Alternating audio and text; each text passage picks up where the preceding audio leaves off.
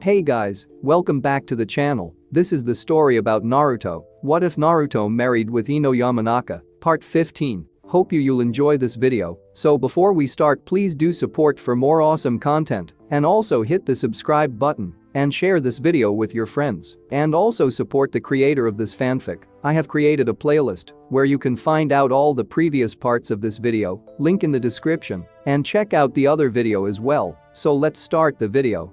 Naruto returned to the land of the living with a small groan of pain. His entire body felt like it was raw meat. Eyes opening to thin slits, he stared up at the ceiling, wondering briefly where the hell he was. He couldn't even remember anything before waking up. His last memory was about hitting that bastard Sasuke. And then it all came rushing back. Unity attacked Gaara, fighting, desperately trying to save the village. Then, suddenly, he sat bolt upright despite his body's protests. Whatever concern he felt was offset by pain that caused him to jerk and fall back onto the bed. Breathing through his teeth, he winced, trying to force his way through the pain. Kami, why did it hurt so much? After what felt like an eternity, the pain receded and he took careful stock of his room. It was sterile white, like a million other hospital rooms, lacking pictures and a TV. In general, it lacked every object that would grant visitors or patients some comfort. If he was alive and in a hospital, then Konoha had to be safe, right? He had to have won. He could not have survived if he had failed. While struggling upright once more, he froze as the door opened, allowing the light from the hallway to spill into the room and reveal a woman dressed in white with the familiar leaf symbol on her hat. The woman froze, eyes wide, clutching the doorknob tightly. Recovering, she entered the room, letting the door swing shut as she approached his bed. "How do you feel?" "Fine," Naruto said, surprised at how weak his voice sounded. Taking a moment to perform a silent check of his body, he frowned, realizing just how much he hurt. "Well, that's good. Geor-sama has you on some powerful painkillers." "What's wrong with me?" Naruto demanded, twisting for a glass of water, only to wince. Multiple fractures, at least 3 shattered bones, mild trauma to the spine, and bruising of internal organs. Inflammation, fluid in the lungs, broken ribs, and the nurse paused, checking his chart, semi-collapsed chakra pathways, and that's after you've been in intensive care for a week. "What?" Naruto shouted in disbelief. "The good news is," the nurse continued, setting the chart aside as she moved around his bed, Geor-sama said, "that you would heal faster once your pathways recovered and your bloodline kicked in." "But I can't just," Naruto started to protest until the nurse cut him off.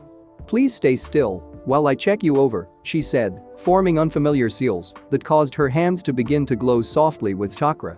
Naruto felt a warmth spread through him as those glowing hands passed over him, the chakra remaining a constant blue. "Well, your pathways are back to normal, it seems." The nurse paused, her eyes whitening slightly before she allowed the jutsu to fade. She stared at his arm for a moment and then glanced at his face in surprise. You're regenerating." "Oh," Naruto muttered with a snort. "So, can I go?" "No," the nurse said curtly, despite her surprise. "You've suffered severe trauma to your body. You need to give yourself time to recover. Even if you regenerate everything now, you have to give your body a chance to rest. Straining it could hurt you even more severely." Naruto sighed, flopping his head against the pillow. Great, he was trapped here for a while, or at least until the nurse left him alone. Naruto did not like it here. It was too much like being cornered, and his survival instincts told him that was a bad thing. Shaking it off while watching her scribble on his chart, he sighed, wondering about his friends and Anko. Do you know if Ino or Anko or anyone got hurt?" "Don't worry about that," the nurse said seriously, reaching out to pat his shoulder as she checked a machine. "You've done more than enough for us. Let others worry about the village and wounded for now." "But..." "No buts." "What the hell does that mean?" Naruto shouted, blinking rapidly. He was about to force the nurse to tell him what he wanted to know when the door opened and one large, wildly dressed, old man entered with a yellow frog riding his shoulder. Naruto jerked slightly, as did the nurse, then the future Hokage grinned slightly, realizing who it was. "It means," Jiraiya said, crossing to the foot of the bed while giving the nurse a charming smile, "that Kakashi doesn't want you concentrating on anything else other than recovering."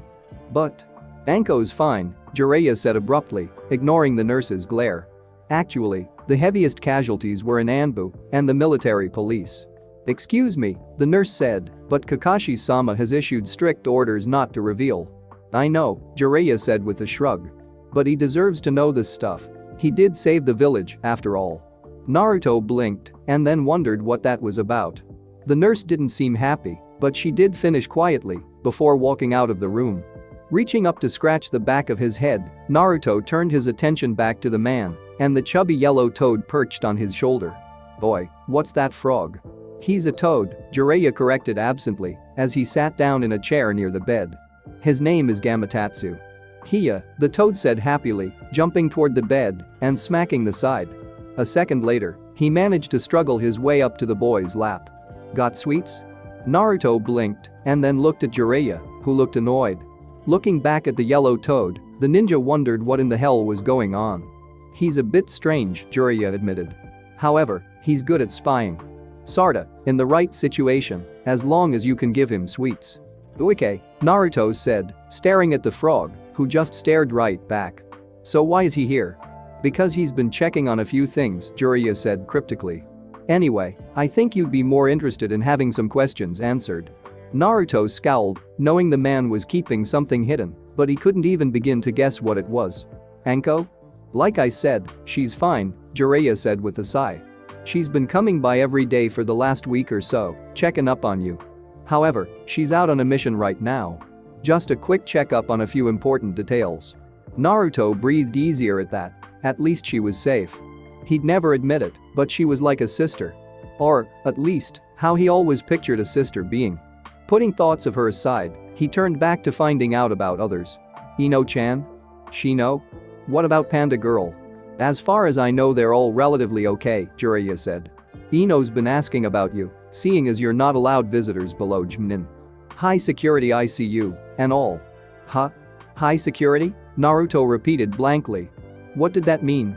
Well, you did save the village, Jiraiya smirked. That entitles you to the same security measures as the Hokage, who, of course, is just down the hall. Oh, Naruto repeated before staring at Jiraiya in shock. The old goats is he okay? No, Jiraiya said, his good mood fading. He's far from okay, Naruto. He's old, and he pushed himself too far saving villagers before he collapsed. Oh. Naruto looked down, his eyes stinging slightly. He fought the tears back, shoved his sadness down, and then sighed. Which actually explains why I'm here, Jiraiya said after a moment. As bad of shape as he is in, Sarutobi-sensei can still pull through. He couldn't be Hokage anymore, but he could still live, serve, as an advisor, or whatever. We just have to find Tsunade, who is a legendary medic. Then why aren't you out there? Naruto asked in confusion. If Anko's or another precious person's life depended on some legendary medic, he'd sure as hell not be waiting around.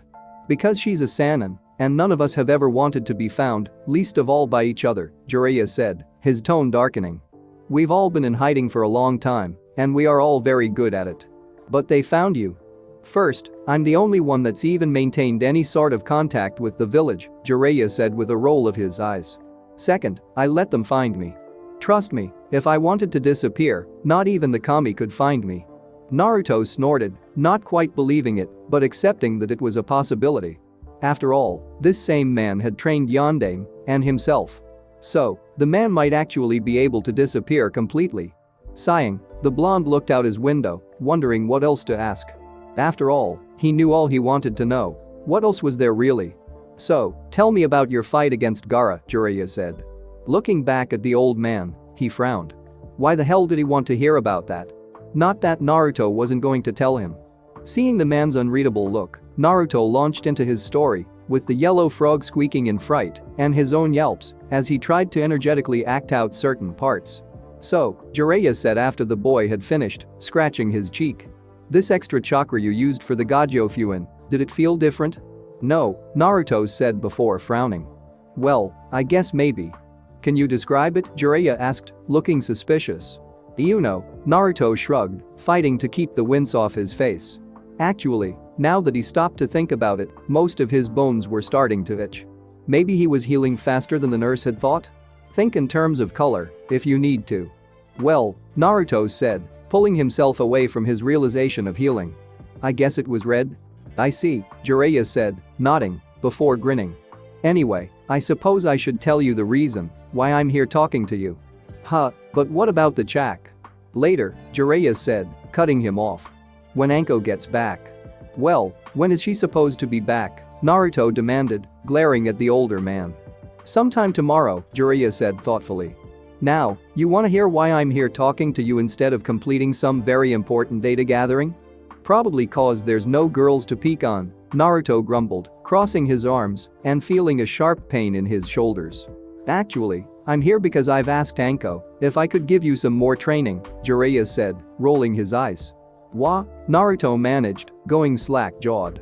It's a special technique, and, since I'm waiting for info on Tsunade's location, I figure I might as well get you started on it, Jiraiya explained. It took Yondaime 3 years to create and master, plus you might find it useful. So what is it? It's called the Rasengan, and it's A rank. The rest can wait till after you're discharged, Jiraiya said, standing up to retrieve the yellow frog that had moved to a small table beside Naruto's bed. Naruto blinked, just now noticing it was covered with chocolates, cards, and a few flowers. Who are all those from? Get well presents from some of your admirers in the village, said Jiraiya happily. Everybody has been rather worried about you. I hear Kakashi's been forced to give daily updates to the council. The pile was getting really high, Gamatsu said. So I had to eat some of the chocolate to stop it from falling over. What about the flowers? Ah, that Yamanaka girl I believe. She's been rather persistent in sending them. Oh, Naruto said, looking at the man curiously. Do you think you could convince them to let her visit? I guess she know too. I'll see what I can do, Jiraiya said, smirking. Now, you wanna know anything else besides that chakra bit before I go? Naruto sighed, shaking his head before pausing. Yeah, Shunshin. What about it? I used it during the exam, but when I was fighting Gaara it started hurting. Ah, there's a simple reason for that. There is? Yeah. The Shunshin is a double-edged sword, remember? It might be D-ranked, but it's actually a very handy trick. It lets you move faster than most ninja can follow. Right, Naruto said slowly, eyes widening, but it uses up a lot of chakra, right? Exactly. But, how much chakra can it really use? Well, I never did explain that exact details on that part, did I? Jiraiya mused while rubbing his chin. Okay, think about it like this. You have 100 Ryu and are in a dark room, so you decide to turn on the light. Now, making the decision costs 10 Ryu, while actually turning it on costs you an extra 20. So you use 30 Ryu. Exactly. Now, then, let's say you pay 30 Ryu and then decide you don't want to turn it on. Which means you've not only lost 30 Ryu you can't get back, but are now trapped in the dark, Jiraiya said. So, the Shunshin uses 30% of my chakra? Actually, about 15 or 20, Jiraiya mused, rubbing his chin. I didn't exactly give an accurate example, did I? Important thing is that most ninjas that can afford to spend the chakra can only perform Shunshin a couple times on any given day. But I used it more than that. Oh, I know, Jiraiya said, nodding. Those are just average ninja. Some ninja, like you and Kakashi, have large enough chakra capacities and can use it a lot more than others can. The Yondaime had a large enough supply that he could literally go an entire month using it every time he had to take more than 3 steps. But the larger your chakra, the more you use it, and the faster you run through your chakra supply. Oh, Naruto said, staring at his hands silently. Sighing, he looked back up at the man. So basically, it chews up a lot of chakra really fast. Yes, now get some rest, you earned it. Naruto watched the old ninja leave and then scowled, flopping his head back into the pillow behind him. Staring up at the off-white ceiling, he wondered what exactly was going on, because you didn't need to be a genius to know that Jiraiya was hiding something. Sighing, Naruto rolled over and let his eyes rest on the flowers and cards, a small smile tugging at his mouth. It was nice to be appreciated. Ino sighed, looking up at the door, then, grumbling, she propped her chin on her hand and turned her attention back to the scroll currently open before her on the counter. Beside her, within easy reach, were her notes from the academy. Since she no longer had a sword, nor would she be able to afford one anytime soon, and her arm was in a cast, Ino had started to study. So, she had gathered her notes from her academy days, mostly empty pages with comments on Sasuke, which she winced upon seeing, and scrounged through her family's scrolls to collect the one discussing clan-specific techniques. After that, she had promptly reported for her afternoon shift in the flower shop and began studying. Rank C, close, and mid-range, Ino muttered, scanning the words listlessly. Supplementary, Shintention no Jutsu, yada, yada, yada. She already knew this one by heart. Still, knowing it and doing it properly were two different things. So, she suffered through the torture of rereading the explanation, then, with a sigh, went on to the next one. Rank B, close, and mid-range, supplementary, Ino read aloud, sighing. Shinranshin no Jutsu, used to confuse the target into attacking nearby allies, which I can't use until I freaking master the Shintention, and am, thus, a pathetic Yamanaka. Sourly, she skipped further down the scroll, noting, curiously, as always, the brief reference to a Mokuton no Jutsu. There were no details, just a name. She had asked her dad once about it, but he had said that it was a lost technique from her mother's side of the family. Still, Ino wondered, toying once more with the idea that they were something extremely powerful. Sighing, she put daydreams aside and turned back to the last entry, chewing on her pen absently. Rank A, long, and mid-range, supplementary, Ino breathed, already feeling a bit overwhelmed. Shuoshuku Kate no Jutsu, a complex genjutsu. It is both an audio and visual genjutsu, which causes the target to believe that the user is not moving until the point of contact, when the user appears to cover the distance between them in the blink of an eye, creating the illusion that the user is moving at speeds exceeding Shunshin no Jutsu. Ino studied the details, wrote them down, and then sighed. It would be a while before she could hope to accomplish that technique. If she could, it would be the coup de grace for her kenjutsu style. Finished with her notes, she awkwardly resealed the scroll with her one good hand and turned to refreshing her memory on the chakra and stamina building exercises from the academy. Finishing with her refresher, Ino glanced at the clock and then decided it was time to make Naruto's flower arrangement, as had become her routine.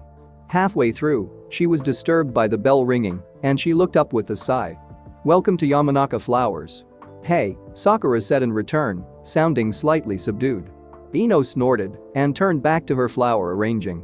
The girl had stopped by a couple of times during the last week, the first time to apologize for cheering Sasuke and taunting her.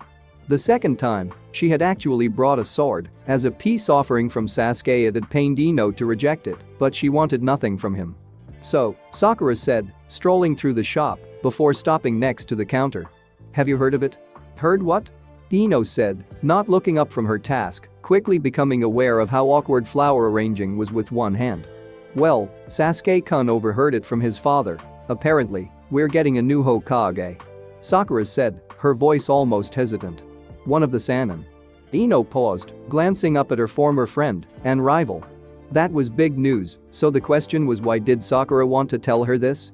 Not just to brag about knowing, Sakura always knew in advance, so it wouldn't be impressive, which meant there was something else to it. "Why are you telling me?" "Because he's been visiting Naruto," Sakura said, meeting her gaze intently. "According to what Sasuke-kun's dad has said, the new Hokage trained him for the Chunin finals." Ino blinked, flabbergasted. Naruto had never mentioned that the new Hokage had trained him. Which meant either that he hadn't known, unlikely considering his obsession, or that he had been ordered not to tell anyone. Naruto was not a fan of authority figures from what she could tell, but if the Hokage ordered him, Ino could easily see what Naruto was doing, as he was told. "I also heard something else," Sakura said carefully, glancing around. "Something that's upset a lot of the bloodline clans, especially the Uchiha." "Before you tell me that," Ino said, just as carefully meeting the girl's gaze, "why are you telling me all of this?" "Because," Sakura said, glancing down. "Look, I love Sasuke-kun, okay? I mean, I love him, and with my dad being how he is, and mom turning a blind eye to her, trailed off before glancing up. Ino, I blind myself a lot where Sasuke-kun is concerned, I know I do, but you were the first person to help me, to be nice. My first friend. I ruined that over him, and I am sorry. It was just with the other girls already, and then you, my best friend, you were always so, and I had to, I couldn't." Ino frowned. Sakura's father had always seemed nice to her, but then again, Ino could remember Sakura's mom having bruises on a regular basis, and Ino had her suspicions. Confirmed, it appeared, if she read between the lines of what Sakura had just said. So Ino supposed it wasn't unusual that Sakura would get so obsessed over Sasuke. He was like a prince, someone who would protect her, and nobody would mess with an Uchiha's girlfriend. Not that it hadn't hurt, and badly, to have her best friend turn on her like that, but Ino could understand, and maybe it was time to just grow up and forgive the other girl. I understand. It hurts, and I won't forgive him for what he said, but I understand, Sakura. Thank you, Sakura said, looking away quickly to stare at a few flowers. Isn't that arrangement wrong? Huh? Ino blinked, then glanced at the arrangement in question, smirked. Good, I guess you haven't forgotten everything, huh? It's for Naruto-kun. They still won't let anyone below Jnin in to see him, but they let me send flowers. Sakura said, a sly smirk on her face as she glanced back at Ino. So, how is Naruto-kun doing? Surely you've heard something? Watch it, forehead, Ino growled back, shooting the girl a warning look. Sakura grinned in turn. Sure, piggy, sure. Just remember, there are a lot of girls interested in him now that he's helped save the village. Goody for them, Ino snapped furiously. Anyway, Sakura said, shifting topics. That news I was going to tell you, the one that's got the bloodline clans in an uproar? Apparently it's over a new bloodline that's been discovered, belonging to one Uzumaki Naruto. Naru, a bloodline? Ino repeated in surprise. So I've heard, Sakura said with a nod. The bloodline clans are upset because the Hokage's office and Kakashi-sama have refused to let them in to speak with the boy. Sasuke-kun explained that each clan wants it mixed into their own, since it would make them that much more powerful. Whoa, Ino said, blinking. What sort of bloodline is it? I don't know, Sakura admitted with a scowl. Sasuke-kun stopped after telling me, but that was due mostly to his brother, Itachi-san, showing up. That's major, Ino breathed, sitting down heavily on the stool behind the counter. She stared off into the distance, not really seeing anything. Being trained by a Hokage, she could accept not being told, but this Naruto had a bloodline? That wasn't something you kept quiet. That was something you shared with your team, no matter what. I know, Sakura said, leaning against a counter and glancing curiously at her notes. Oh, did you hear that Kiba asked Hinata out? She sort of froze up and then admitted that she was actually already dating Choji. Kiba's been hitting his head for the last week over that. Ino managed vaguely, trying to wrap her mind around what she had learned. Why hadn't Naruto told them? Told her? Maybe. Well, Sakura did say it was only recently discovered and Naruto was an orphan. It was possible that the boy had only recently found out. Huh, you know, this could actually be expanded to blanket a whole area, Sakura said after a moment. Picking up the discarded pen, Sakura scribbled a few changes. Eh? What are you talking about? Ino asked dazedly, looking at the other girl. This genjutsu, the Shuoshuku. It can be made to blanket a whole area in that effect, Sakura explained without looking up. Too bad it only works for a Yamanaka. Wait a minute, Ino managed, snapping out of her stupor, to stare at the other girl. How do you know it can be changed like that? I'm specializing in genjutsu, Sakura said, blinking, as she finally looked up. Though Kurenai-sensei's started me a bit on medical jutsu too. Which reminds me, I have to get to the library and check out those medical scrolls. Setting the pen down, she pushed off the counter and headed for the door. Wataminute? Ino said, eyes wide, as she was reminded that Sakura's forehead wasn't just for show. The pink-haired girl read a lot and had a good memory too. Seeing Sakura's interest, Ino shifted nervously before asking her question. Sakura, have you ever heard of Mokuton Jutsu? Mokuton? Sakura repeated thoughtfully before nodding. Yeah, it was a unique brand of jutsu belonging to the Shodai Hokage. Apparently nobody else has ever been able to use it. It's even rumored to be bloodline ability. Ino felt her eyes widen, her mind flashing back to her family's scroll. Thanks, Sakura. Just where'd you read that? Biographies of the Hokages by Hinata Kishimoto, Sakura said, walking out the door. Ask Naruto for it. He was the last one to check it out. Ino stood there, unable to process everything that she had learned. Secret bloodlines, new possibilities of being related to a Hokage, her former and current friend being a genjutsu expert while learning medical jutsu and being in love with a complete bastard. It was just too much. She could manage to say one word. Kami. Naruto stirred, rolling over toward his dripping IV, bleary eyes staring at a dark wall. Blinking several times, he sighed before sitting up and looking at the door. He'd slept most of the day, waking up every so often when a nurse came in to check up on him before removing some bandage or needle that he didn't need. He'd be fine by tomorrow, or at least he thought so. Getting out of bed, Naruto had a moment of triumph, and then, all too soon, his legs went rigid in pain. With a curse and cry of pain, he collapsed back onto the bed, breathing heavily. Okay, so he'd have to take things slowly. Forcing his way through the pain, he sat up once more, then carefully climbed to his feet, mastering himself. Now that he was up and moving, albeit slowly, he was realizing just how sorry he really was. He honestly felt like he'd had a house dropped on him. Well, he probably wouldn't be doing any training tonight, damn it, but he could probably do with a quick walk. Just to stretch his muscles. That first step was almost impossible due to his knee sending a shooting pain through him. The second was just as bad, but after that his legs seemed to work through the pain. Opening the door, he shook his head to fan his hair, then slipped out of the room. Pausing, he looked around the hallway, which was dark and deserted save for an Anbu outside his room and another room further along the hall. Other than that, there was the nurse's station, empty except for yet another Anbu at the other end of the hallway. Naruto also became aware that all three ninja focused on him the moment he appeared. He had trained with Anko, after all. He had originally planned on slipping out of the hospital for his walk, but somehow he doubted he'd make it very far if he tried that. Actually, Naruto doubted he'd be able even to go towards the nurse's station at the moment, which meant glancing at the other Anbu guarded room. He hesitated. He knew who was in there. Iro-sennin had told him. That was Sandame's room. Sucking it up, Naruto turned and headed for the door, aware of the ninja watching him intently. Would they grab him? Well, it would only be natural, he supposed. The Anbu didn't even seem to move as he approached, didn't flinch as Naruto passed within arm's reach and reached for the handle. The boy hesitated, uncertain of whether he should enter or not. Not because of the Anbu, but because he had this horrible image of the Sandame and he wasn't sure he wanted to see it. His last real memory of the old man had been him smiling from behind his desk. Still, Naruto was a curious person by nature and he couldn't help himself. Opening the door, he gulped, stepping into the room quietly. It was dark, the only source of light, the eerie glow of a night light. Naruto, however, had fixed his gaze on the bed where Sandame was lying. He could just make out various tubes and wires. It would look horrible with the lights on, that much was obvious. Shuffling forward, he gulped, wanting to leave.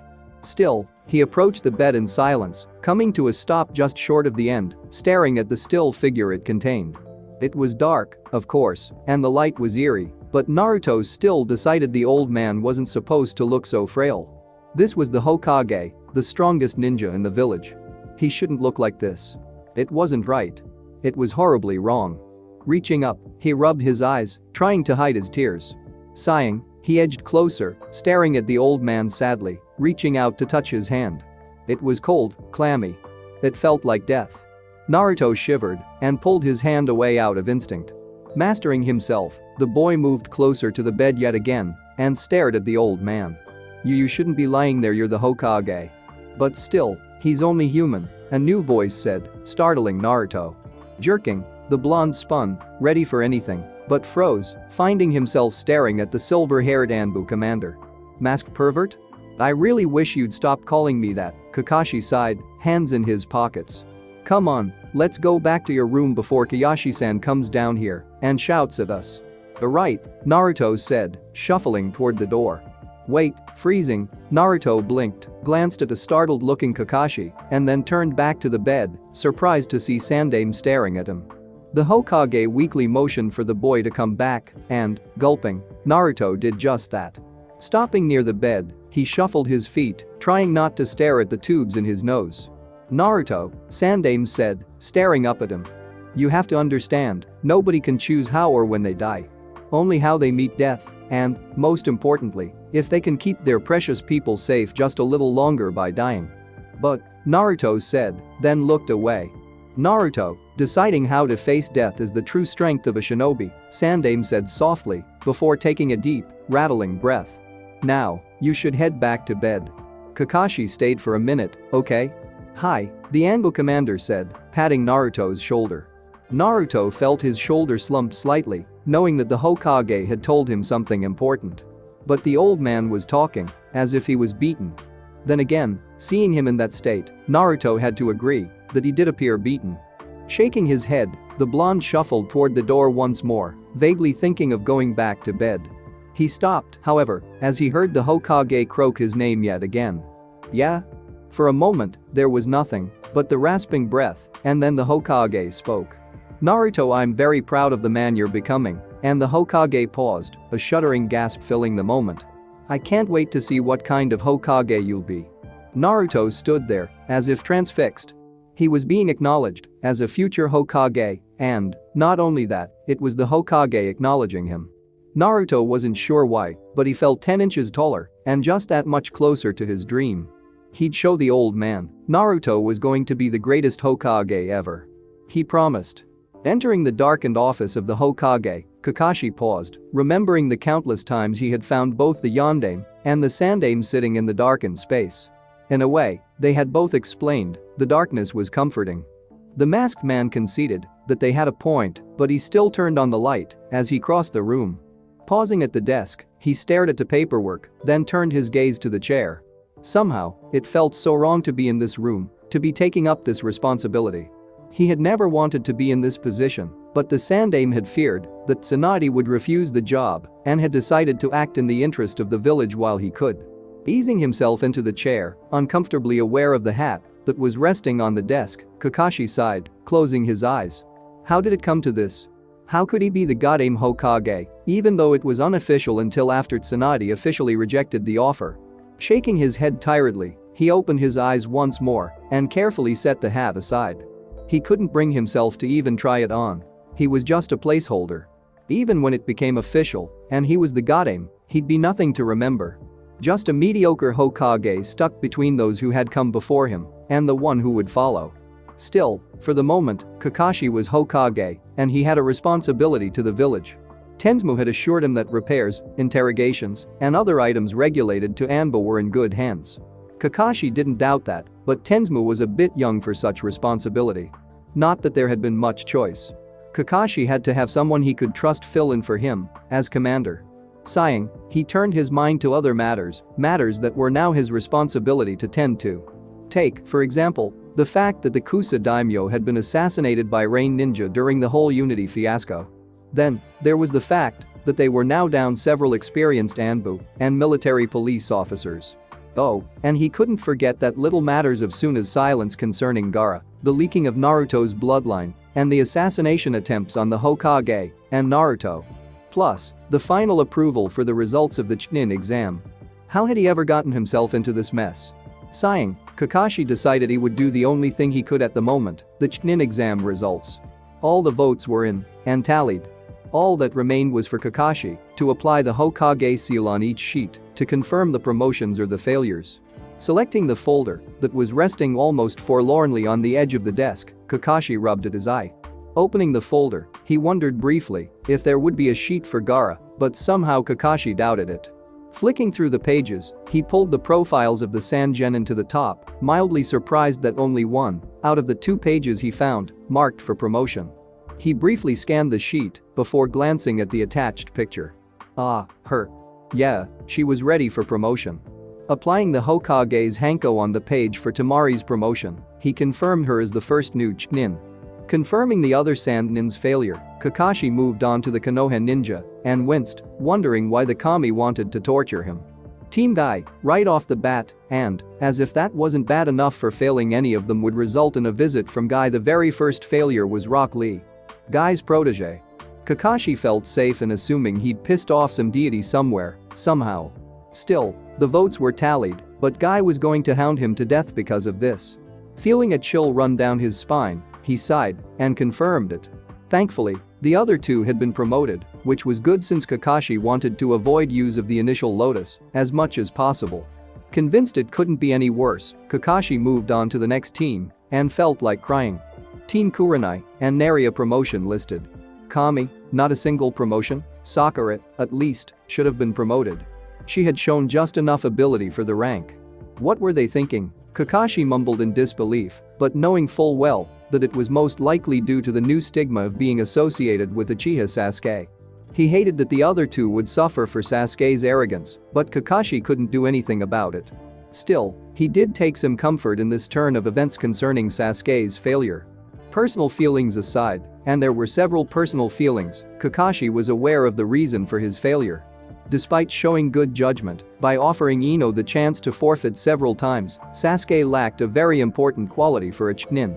If promoted, he would be expected to lead a team, but his sheer arrogance and ability to alienate so many people made him unable to perform that task. Plus, he had shown his willingness to steal from fellow Konoha ninja, something Kakashi tried to avoid himself. That was not a quality that instilled trust. So, Uchiha or not, he deserved to fail. Still, as he confirmed the results, he wondered why it had to be Ikki Kurenai's team. Ikki Kurenai was, perhaps, the most self-righteous, sanctimonious sensei he had ever met. Of course, her heart was in the right place, but she had driven the Hokage insane, harping about Anko and her training. Now that he had failed her entire team, he was sure she would be at his throat for the next 6 months. Which left Team Anko and Kakashi's side aware that he could be risking the anger of the single most dangerous sensei of the lot. Well, Kakashi mused silently. As long as Naruto hadn't failed, he doubted Anko would feel a need to gut him. Ino failed, but Kakashi made a mental note to keep an eye on her, maybe point her out to Tensm later. The skill she had displayed was impressive after all. If her opponent had been anyone else, she would have probably passed. Shino was promoted, no surprise there, and Kakashi made another mental note to point him out to Danzo. That left Uzumaki Naruto, and, in all honesty, it hadn't been a hard decision. First, Naruto had displayed a sound strategy to stick to Taijutsu and Shunshin so that he kept from revealing too many techniques.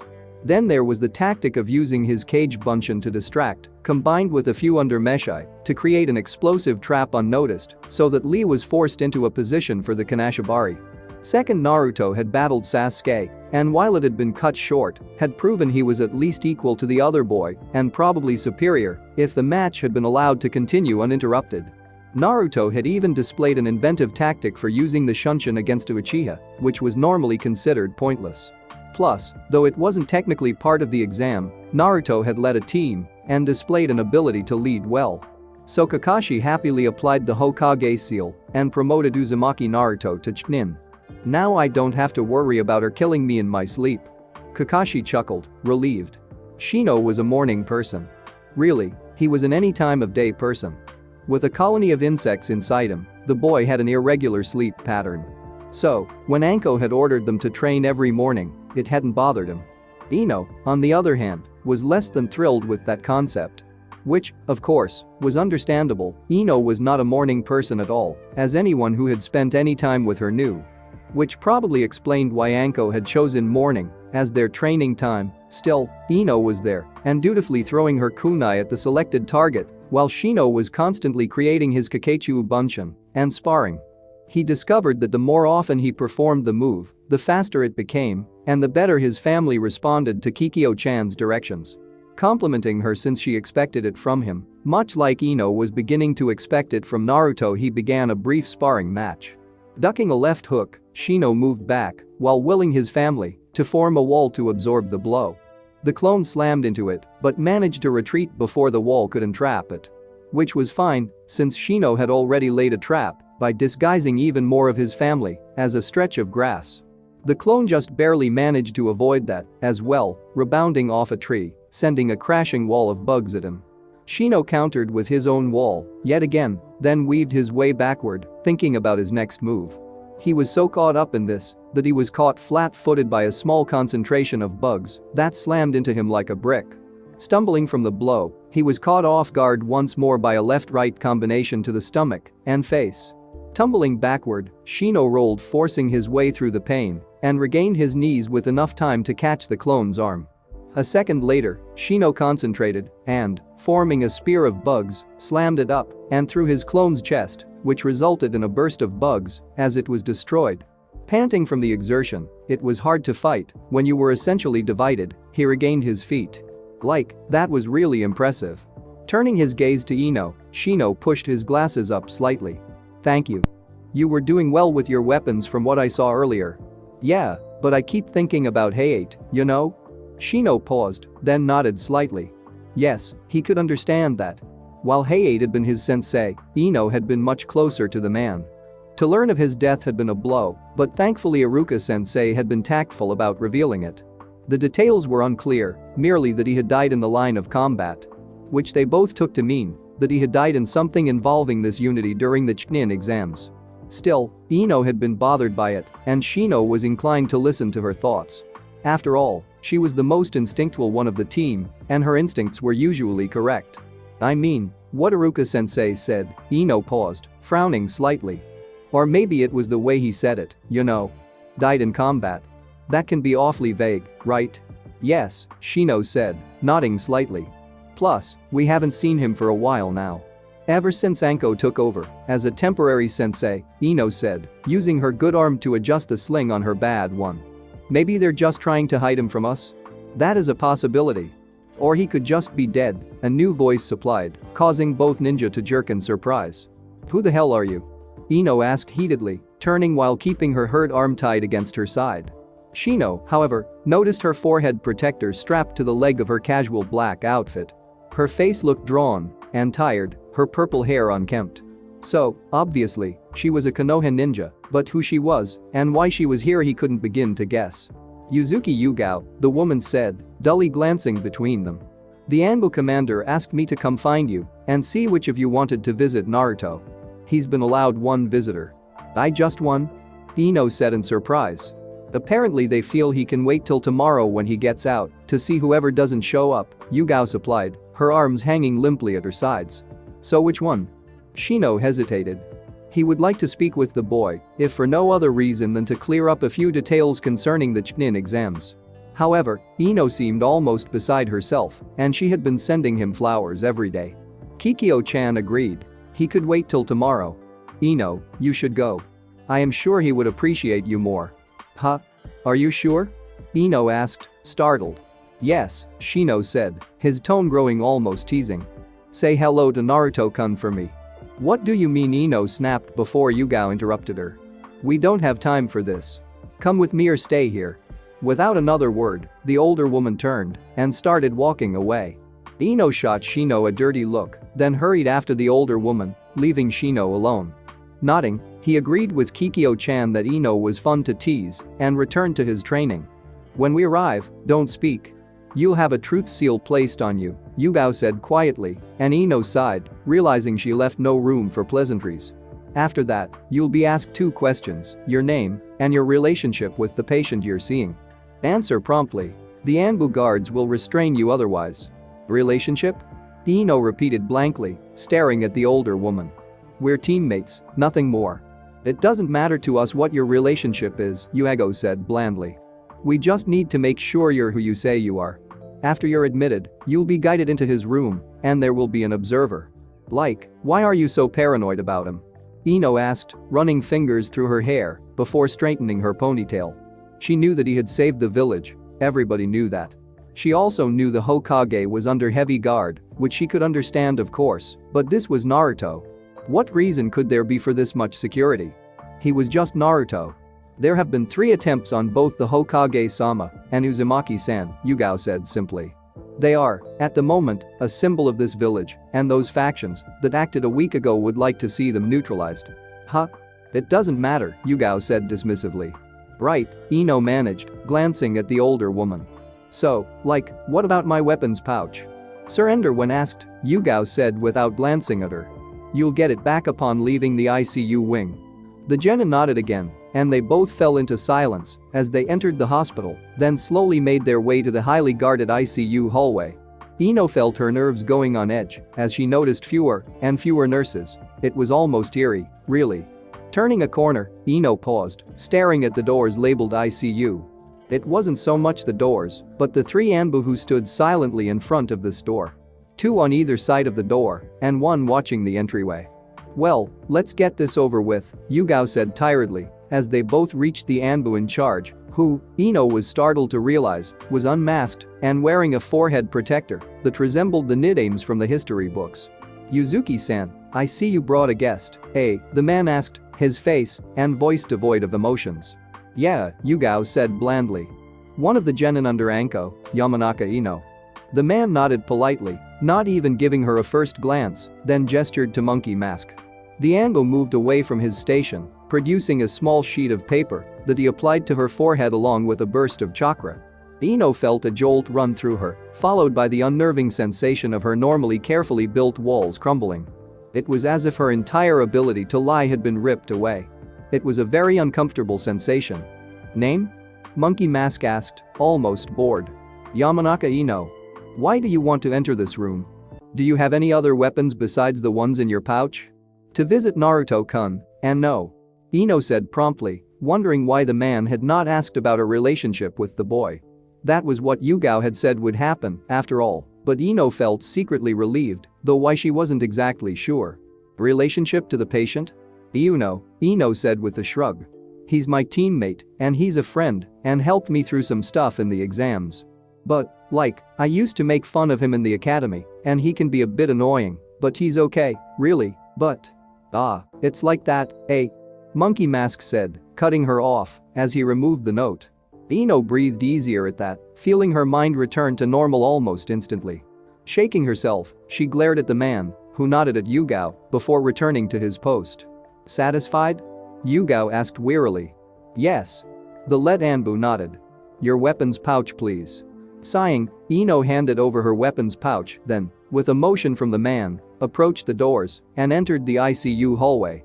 For a moment, she worried about how to find her teammate until she saw the two sets of Anbu guards outside two different doors. Well, that made things easier. She could just ask one of them. Even that was rendered pointless, since the first door she approached opened, and a nurse walked out with Naruto's voice drifting after her. I don't care, I want ramen. You lead it, and be happy, the nurse shouted over her shoulder, before glancing at Ino. Oh, are you here to see him? Yeah, Ino admitted, blushing at the knowing look the older woman gave her. Honestly, it wasn't like that, and she couldn't see why everyone was starting to assume it was. First Sakura, then her own mother, Shino, the guards, and now this nurse. I'm his teammate. Of course dear, just go on in, the nurse said brightly, and Ino snorted, stepping into the room. She spotted the old man first, dressed in red and green, with white spiky hair and a strange forehead protector. He glanced at her briefly, then turned back to the bed. Ino followed his gaze and felt part of her nearly freeze. There was Naruto. Blonde hair, blue eyes, a grin, but he was sporting bandages. He looked worse than what he probably was, but, still, it was a shock to see. Then, he spotted her, and his grin widened. Hoi, Ino-chan. Naruto-kun, Ino managed, entering the room completely, glancing at the older man. Who was he? He seemed familiar, and he seemed to recognize her somehow. Turning back, she focused on a bemused Naruto. So, how are you feeling? I'm fine, Naruto groused. Only, they won't let me out of here yet, and they can't even serve good food. Ino didn't even bother glancing at the tray, she agreed with him on sheer principle if nothing else. Hospital food was like academy food. Not edible by any known human other than Chumjai. Well, I guess I should let you talk in private, huh? The old man said, smirking, before he walked out of the room, despite Naruto's comments about going off to peek at women. When the door closed, Ino breathed a tad easier. The entire time he had been there, Ino had felt like there was some sort of overbearing weight. His presence had made her feel uneasy about saying anything, which was probably why he left. So, how are you, Shino, and everything? Focusing her attention back on Naruto, she raised an eyebrow, considering that innocent look he was giving her. Then, she smacked him upside his head and fixed him with her glare. Baka. Ino shouted, then, seeing his confusion, she crossed her arms and looked at his table, mildly pleased to see her flowers. Ow. What the hell was that for? Naruto shouted, rubbing his head. You lied to us. Ino snapped, glaring at him. You should have told us about your healing ability. Kami, we've been worrying about you, and you have this bloodline that can totally heal you. How do you think that makes us feel? We're supposed to be teammates, and you lied. Boy, how the hell you'd find out about that Tenkichiyu thing? Naruto shouted. Plus, like it didn't seem like a big deal to me. Not a big, Ino repeated blankly, looking at him. Advanced bloodlines or they make you special, and it's not even that. It's that you didn't tell us about it. You didn't trust us. I do trust you, Naruto said defensively. I just forgot about it. I mean, it's nothing special. Doesn't make me any better than anyone else or nothing, just means I heal faster than most people. You. Ino, it's just some stupid thing that I got from my stupid family. I don't want it, but I got it, and I would have told ya, But I just never thought about it, Naruto said, flopping back onto his bed banging his head on the metal railing. Shit. Ino felt like laughing, then decided against it. Watching him rub his head muttering darkly, Ino chewed her bottom lip then, sighing, pulled up a chair to sit down beside his bed. Fine, just don't keep anything else from us, okay? Okay, Naruto said grinning at her, the pain forgotten. What is it? Ino said, knowing that smile. It was his I have you at my mercy now smile. Well, you figured out what my secret was, Naruto said, sitting up once more. So, I think you should tell me yours. No. Oh, but Ino-chan, don't you trust me? Naruto pouted, and Ino glared at him. She was pretty sure he was messing with her, but she didn't like him throwing that in her face. She was about to berate him for that, but then decided better of it. Maybe she didn't have to tell him her original secret. After all, she did have a new one she could share with him, and it would explain why she wanted that book Sakura mentioned he had. Okay, Ino said sweetly, noting his surprise with a grin of her own. My secret is, I might be related to the Shodai Hokage. The Shodai? Naruto repeated blankly, then a sort of shock washed over his face. Yeah, Ino said, nodding. I'm not entirely sure, but in a scroll listing jutsu that only my family can use, it mentions something called Mokuton Jutsu. The Shodai Hokage was famed for his use of Mokuton Jutsu, which was the reason for being given the title of Hokage. He used Mokuton Hijutsu, Jukai Katan to grow the trees that serve as the foundation of Konohagakure. Naruto said, a small grin on his face. He favored diplomacy over force and believed in a passive form of manifest destiny. How the hell do you know all that? Ino asked in amazement. All this time, and never once had Naruto shown an ability to retain that sort of information. You know. If it's got something to do with the Hokages, I can usually remember it. I've always been like that. Oh, really? Ino challenged smugly. What about Yondaime? What was his nickname? Kiro Hirameku no Konoha, Naruto said, smirking. There was something to his new smirk that told Ino he knew more than he had said. Ino really tried to keep from caring, but, damn it, there was just something about that smirk that made Ino want to know. I swear, if you don't tell me, whatever it is you know, I'll show you just how you'd look bald. Promise not to freak out? Naruto asked, almost laughing. Yeah, sure. Now, what is it? Leaning forward, Naruto's smirk grew even more pronounced. The Yondaime Hokage had a lover who had a son named Uzumaki Naruto. Ino blinked, staring at him. At first, she thought he was pulling her leg, making fun of her for claiming a relationship with the Shodai, but then she realized that he was being honest. Naruto actually was, but that was when Ino felt her eyes widen in surprise and shock. Are you related to Yondaime? The Yondaime? The stronger than anybody ever. I killed the freaking strongest demon in the world, Yondaime. Yeah, Naruto said softly this time, his gaze shifting from teasing to a more guarded look. I'm his son. Wow, Ino whispered before ginning slightly. Wait till everyone hears about. No, Naruto said forcefully, startling the girl. I don't want people to know about me being related to him. You're different cause you know, Shodai, and stuff, but I don't want others to know. But Naruto, this is huge, and everyone will. Treat me like Sasuke, Naruto finished sourly. Thanks, but no damn thanks. I just don't get it, Ino sighed, shaking her head before perking up. If it were me, I'd be bragging all over the place. Hey, you're related to the Shodai, Naruto said with a grin, and I think I'm the first person you told. Nah. Yeah, but that's, like, so totally different. Ino said defensively. Honestly, how could he compare Yondaime to Shodai? If you say so, Naruto said, shrugging. Oh, plus, you'd be related to Nidaime too. Huh? Shodai was Nidaime's older brother. Naruto explained, amused. Didn't you know that Inohime? Ino blinked, giving him a strange look then snorted. Whatever you say, Naruto, ouchie. Seeing Naruto's startled glare, she smirked. That'd teach him to make fun of her. So, who was that old man you were talking to? Oh, that was Iro Sennin, Naruto said with a snort. That's his name? Nah, his name is Jiraiya. I just call him Iro Sennin. He taught Yondaime, but he's a damn pervert. Wait, Ino said, startled, as the name echoed through her mind. You're being trained by a Sannin? Is he the new Hokage? Well, he's a Sannin, and he is training me, Naruto admitted, scratching his head. But I don't think he's the new Hokage. Maybe it'll be that woman he's supposed to be bringing back to heal the billy goat? Woman? Yeah, Tsunade. Tsunade? Ino supplied in amazement. Yeah, she's some sorta legendary medic. But it isn't. Wait, Ino blinked, then began to grin in a rather disturbed fashion. Oh, if she's that Tsunade. What are you talking about? Naruto, I have a great aunt named Tsunade, and the Shadai had a granddaughter taught by the Sandame, who became one of the Sannin, right? Yay, Naruto said, eyes whitening slightly as he connected the dots. Ino grinned even more, leaning forward to rest her elbow on the edge of his bed while propping her chin in hand. Then, if they're the same person, I have proof I'm related to the Shadai Hokage. Which means, maybe you don't want others to know about you and the Yondaime, but I am going to rub that bastard Sasuke's face in it.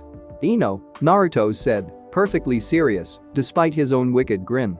Please don't tell him unless I'm around. I want to see his face as he craps himself. Deal, Ino said with her own equally wicked grin. Anko was tired. She was sweaty and in a slightly foul mood. The mission, a rushed air rank assassination, had taken more time than she cared to dwell on. When she had left, Naruto was still unconscious but recovering, and Anko would deny it to anyone who asked her, but she loved Naruto. There was just something about him, something special. So, yes, he was very precious to her, and when something precious of hers got hurt, Anko got pissed off.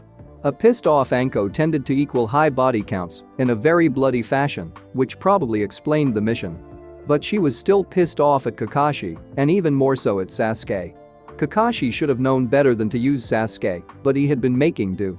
Sasuke, though, that little shit should have known better than to ignore an order.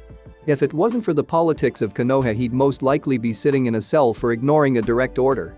However, both were just lucky for her concern over Naruto. It was all that had kept either Sharingan user from being killed in a very bloody fashion. Just thinking about that day, she could remember the way her heart had seemed to stop when he'd gone slack in her arms. It had felt as if a part of her had been ripped away.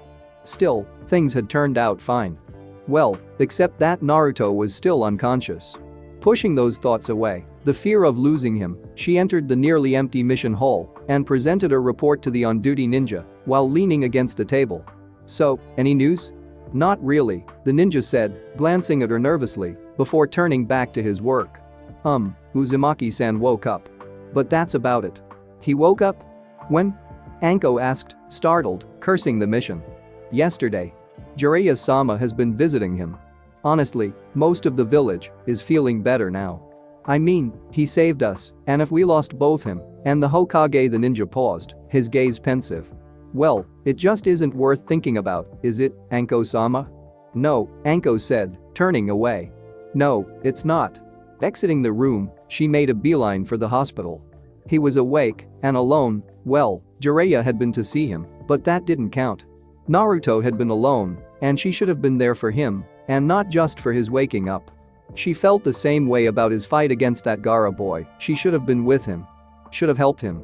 Damn it. Shaking her head in self-disgust, she weaved her way through the streets, reaching the hospital in an alarmingly small amount of time.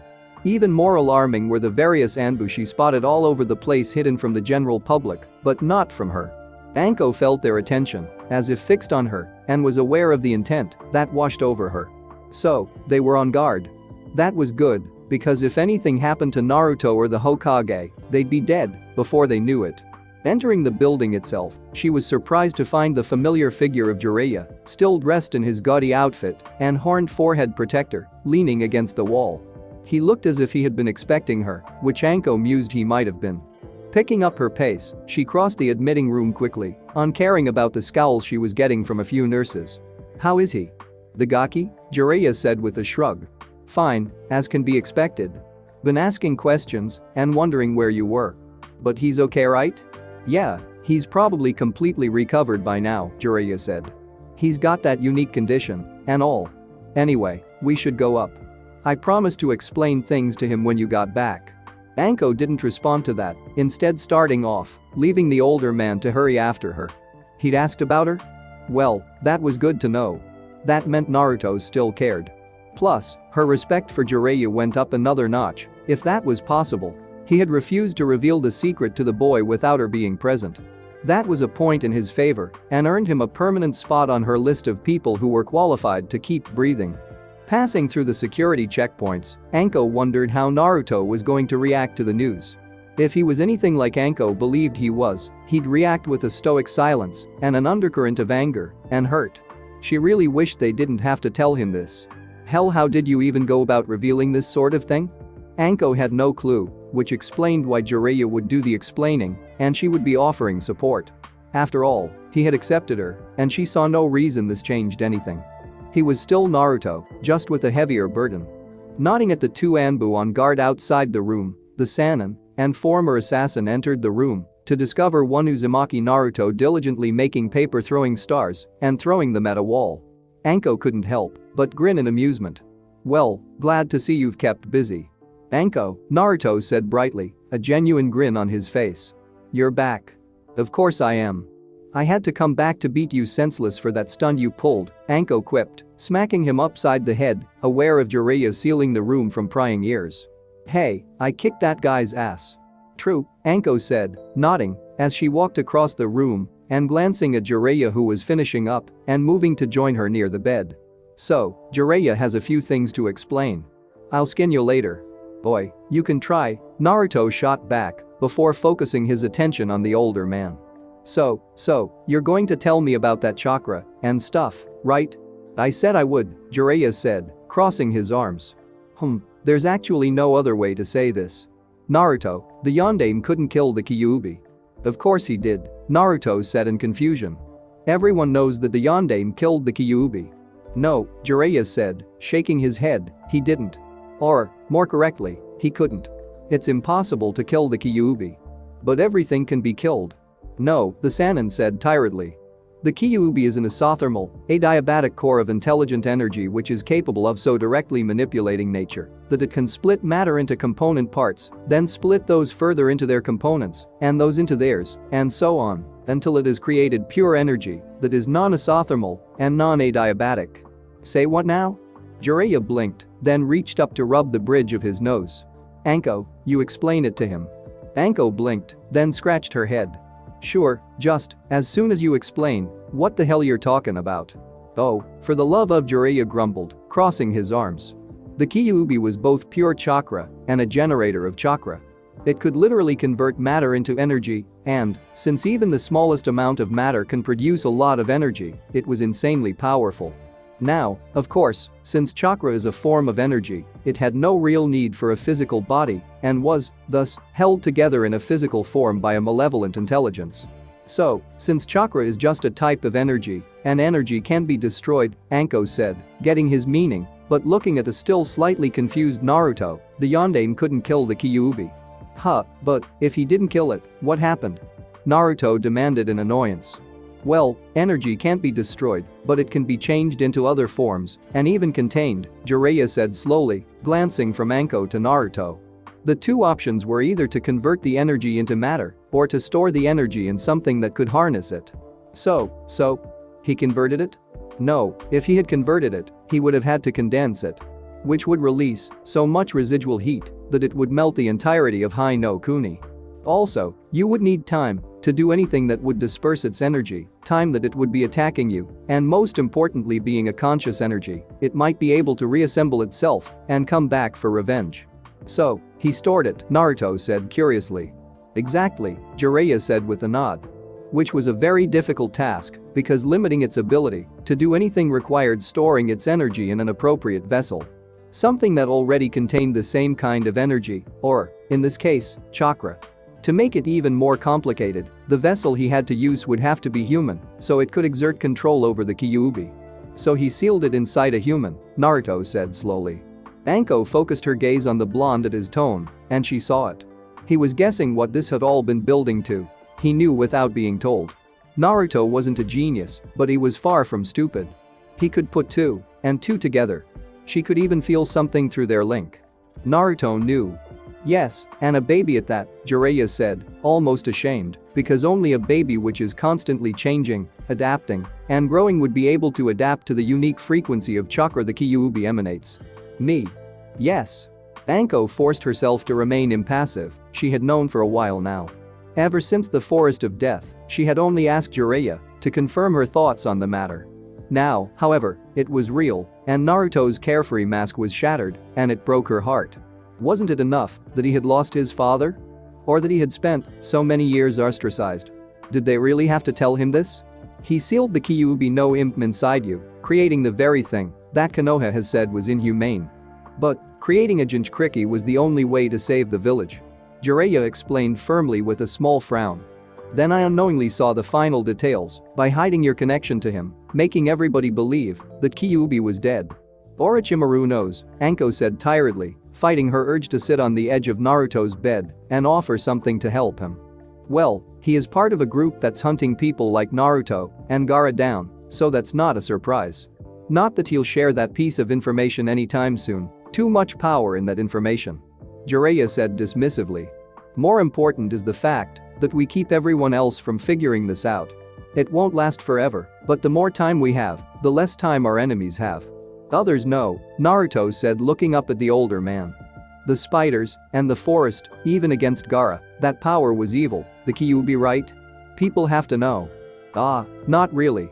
Oh, they might know instinctively, but they'll deny it. Jiraiya explained while lowering his chin. See, the Kyuubi reduced this village to almost nothing. People are not willing to accept that it's alive on just hints. He would literally have to break free before they would admit it. Hence why nobody questioned my explanation of Orochimaru being the one to unleash that chakra in the forest. Anko said, glancing at the older shinobi. Exactly, Jiraiya said with a nod. Right now everyone that knows is in a state of deep denial. What about the seal? Could it break free? Or could I transform like Gaara did? Break free? Not likely. Now transforming all Jinchuriki can do that, but they're taught how. You haven't been, so to ensure that you don't until I get the chance to train you properly, I've sealed you up again. Anko watched as Naruto nodded, his face a mask once more, but his eyes dark. She felt Jiraiya glance at her. She looked back, and then the man sighed. I need to go see a toad. Naruto, I'll see you tomorrow to start our training. I'll leave the silencing seals up for the night. Naruto nodded again, and Anko watched as the man left the room. Letting a few moments pass, Anko studied her student silently. She even managed to block out that tiny voice in her mind, asking how she could use him. Right now, she has more pressing matters. Seeing his continued silence, but aware of his tensing shoulders, she sat on the edge of his bed, raising an eyebrow. Okay, what's wrong with you? Naruto blinked, staring at her in surprise, as if just now noticing her. What's wrong? What isn't wrong? Naruto shouted. I found out my dad, who I only just learned about, sacrificed his life to save the village. Then I find out that his teacher is the one that made me grow up an orphan. Oh, and before I can even wrap my head around that, I find out that I have the fucking demon that nearly destroyed our village sealed inside me because my dad couldn't kill it. Anko was silent for a minute. She understood him well enough to know he wasn't looking for pity. He was angry, and he wanted to rage at something, someone. Waiting another moment to see if he had anything else to shout, Anko chuckled. Well, I suppose if you put it like that. How the hell else could I put it? Naruto grumbled darkly, crossing his arms. Anko mused for a moment before smirking. How about this? Your dad loved you enough to try and spare you the pain of knowing the rest of your horrible family. His teacher cared enough to try and give you a life of your own, and, if he hadn't, you wouldn't be half the man you are today. And, finally, your dad chose you to contain the demon because he didn't think anybody else would be strong enough to do the job. But why did it have to be me? Quick. I need your baby. What for? To seal the Kyuubi in. Wah hell, no. Use your own goddamn kid. Anko deadpanned, raising an eyebrow. Well, when you put it that way, Naruto said with a weak chuckle before turning serious. He's gonna take me away.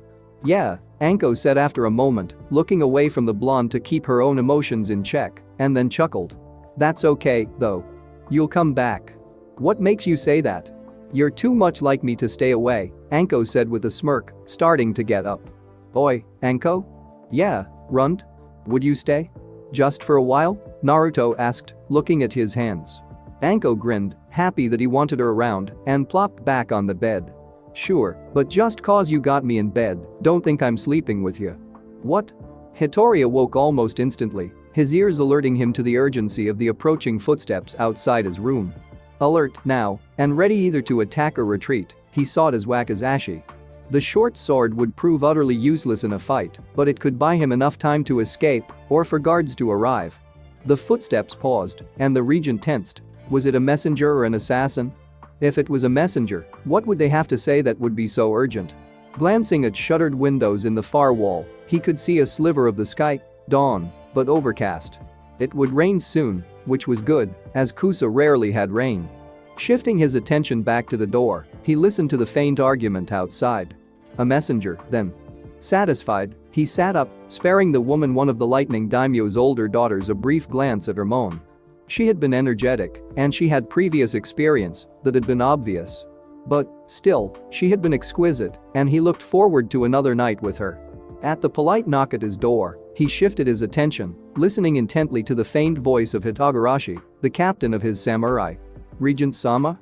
Yes, Hattori answered, easing his sword partway out of the scabbard as the door slid open. Seeing that it was, indeed, Hitagarashi, the regent eased his wakizashi back into its scabbard. What is it? An urgent dispatch from the capital, the captain explained as he quietly entered the room, bringing with him a small oil lamp. Setting the lamp down, Hitagarashi produced a scroll from his sleeve to offer it formally. Taking the scroll, Hattori checked the seal, then nodded at the samurai, his voice sharp with command. Wait outside and make sure that I am not disturbed. Of course, the samurai said, then, bowing, left the room once more, closing the door firmly behind him. Removing himself from the bed, the regent anxiously studied the seal of his brother before opening the scroll. The message inside was almost like reading chicken scratch, which was unsurprising, since handwriting was one of many things Noga had never bothered to learn properly. Still, as Hattori deciphered the almost incomprehensible scratches, the regent had to admit that Noga understood the art of cryptography. On the surface, of course, was the news that Rain Ninja had assassinated their father during the Chunin exams in Konoha. That alone was enough to infuriate Hattori, but it was the secret message, the gloating message, that truly angered him. Noga was proud of his actions in the premature launch of the plan, claiming that it was an opportunity that they could not waste. It was, as he read his brother's eager and proud reasoning for using the alliance with Unity which Hattori had so painstakingly set up along with the fake Rain Nin assassination which had been slated for use in another plan, that Hattori realized who was really behind this atrocity. Noga was a fool. Cunning and vicious at times, but a fool. The boy would not have acted in such a manner on his own. Oh, no. He had been manipulated by someone else, someone who had discovered the plans. Noga had probably been maneuvered into revealing them and used them for their own ends. Hitagarashi-san. The door slammed open, the called for samurai on the doorstep with his sword almost drawn. Seeing the man, Hattori continued angrily.